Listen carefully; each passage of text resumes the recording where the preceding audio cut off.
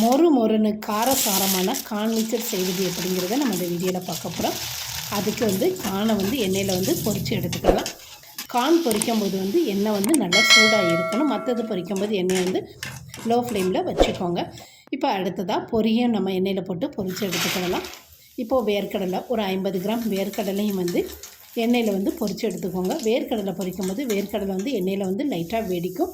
இதுதான் சரியான பக்குவம். அந்த பக்குவத்தில் வேர்க்கடலை எடுத்துக்கலாம். கருவேப்பிலையும் நம்ம இப்போ இதை எண்ணெயில் போட்டு பொரித்து எடுத்துக்கலாம். 10 பல் பூண்டை தோலோடு தட்டி வச்சுருக்கேன். அதையும் எண்ணெயில் போட்டு பொரித்து எடுத்துக்கிடலாம். இப்போ கார்ன் கூட 1 ஸ்பூன் வத்தப்பொடி, தேவையான அளவு உப்பு போட்டுக்கிடலாம். எல்லாம் போட்டதுக்கு அப்புறமா நம்ம வறுத்து வச்சுருக்கிற பூண்டு, பொரி, வேர்க்கடலை, காயப்பொடி ஒரு 1/4 ஸ்பூன் காயப்பொடி இது கூட போட்டுக்கிடலாம். இப்போ எல்லாத்தையும் போட்டு நல்லா குலுக்கி விட்டுக்கோங்க. கரண்டி வச்சு கிண்ட வேண்டாம். இந்த மாதிரி வீடியோவில் காட்டுற மாதிரி நல்லா குலுக்கி விட்டு அதுக்கப்புறமா கரண்டி போட்டு நல்லா கிண்டி விட்டுக்கோங்க.